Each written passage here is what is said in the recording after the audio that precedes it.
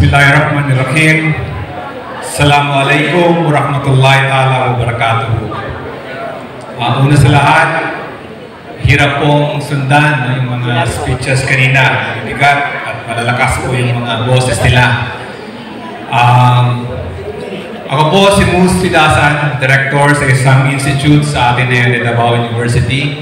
Dati po akong member of the Parliament of the Bangsamoro Transition Authority.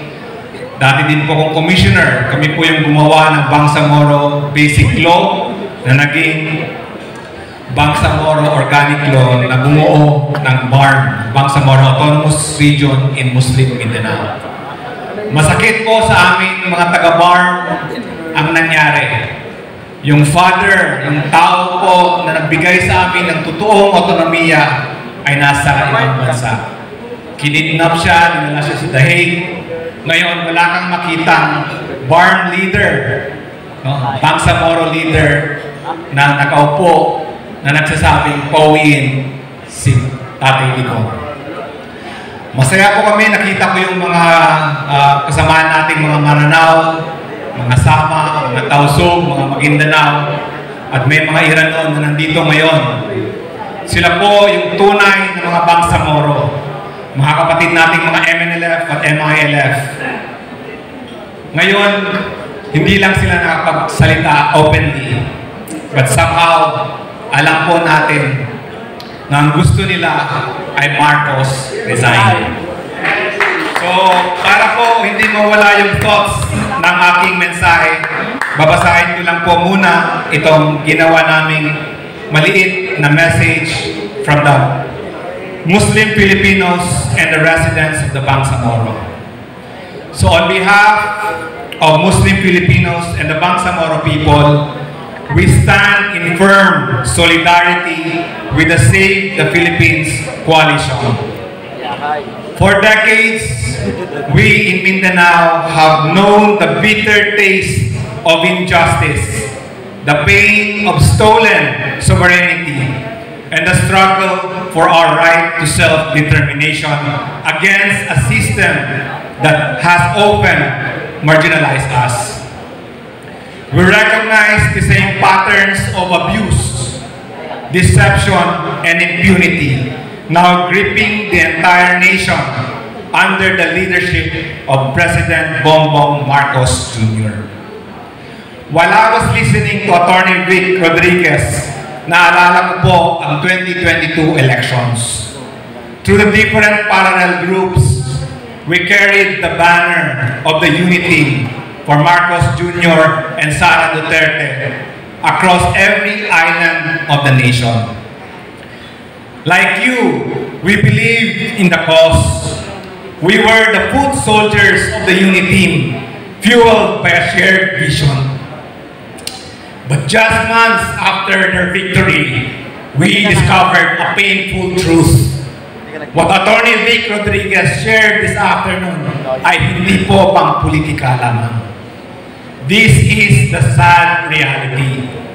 We are made to drink the poison of the corrupt administration of Bongbong Marcos. We need to remove this poison in our system.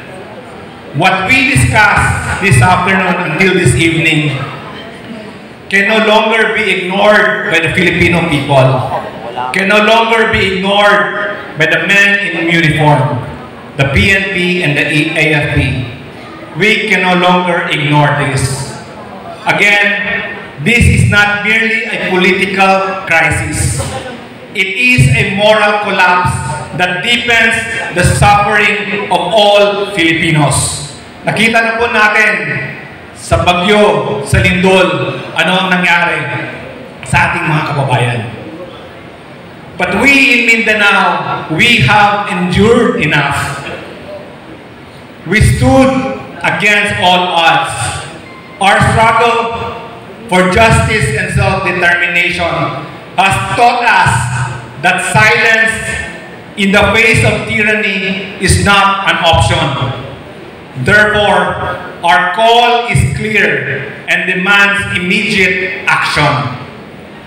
We join the unequivocal demand for the resignation of Bongbong Marcos Jr. and the constitutional succession to proceed without delay. This is the necessary first step to reset our nation's path. We must save the Philippines. We must bravely stand together, learn from our shared histories as Filipinos, as Bangsamoro. We must relentlessly pursue this basis of unity for a future where justice, freedom, and genuine autonomy for our people are not just our dream, but our reality. Thank you po. Maraming salamat. Bangsamoro for Free Philippines.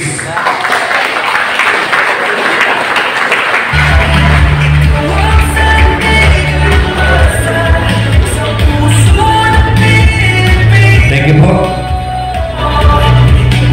Maraming salamat, Dato' Mus. Okay, salamat po ulit, Dato' Mus. At of course, we'd like also to acknowledge the presence of Honorable former Councilor Johanna Caimo of Tarlac. Palakpakan po natin. Anaw, Tarlac. Ganon din si former Honorable Councilor from Bukawi, Bulacan, Dennis Carpio. Former Director Dante Navarro at si Yusek Femi Belmonte, former po NAPSI Undersecretary. Welcome po. Malapit na tayo matapos. Assalamualaikum mga kapatid sa pananampalataya at saka mga kapatid ng mga Kristiyano. Tayo po ay isa lang ang Diyos natin, ang Allah lamang. Subalit, gusto kong ipapatid sa inyo, iparating kung ano ang nararamdaman ng mga kapatid nating karamihan sa mga Muslim. Tayo po ay sumusuporta kung saan ang kapayapaan. Dahil pinanganak kami, nandoon yung gira sa amin Mindanao. Subalit gusto namin talaga yung kapayapaan. Kaya kami po ay kung sino ang tama doon kami. Kaya matagal na kaming bumuo na para kay Bibi Sara Duterte. Dahil ikukulong nila yung 125 milyon. Yung bilyones na ninakaw ay wala pong aksyon ng ating pamahalaan.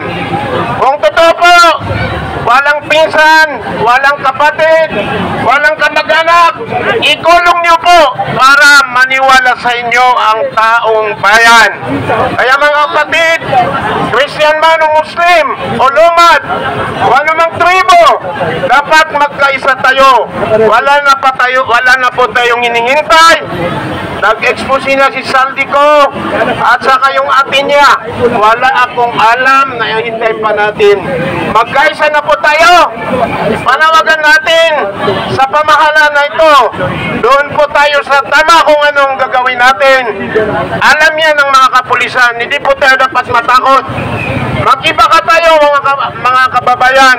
Mga kababayan kong Muslim at mga kababayan kong Kristiyano. Siguro po, ipakita natin ngayon kung paano natin mapatayo yung tunay na gobyerno na nagmamahal sa kapwa niyang Pilipino. Maraming salamat. Huwag nating kalimutan na bawat isa sa atin ay kailangan talaga yung tulong niya sa tulad nitong pagkikibaka. Assalamualaikum warahmatullahi wabarakatuh.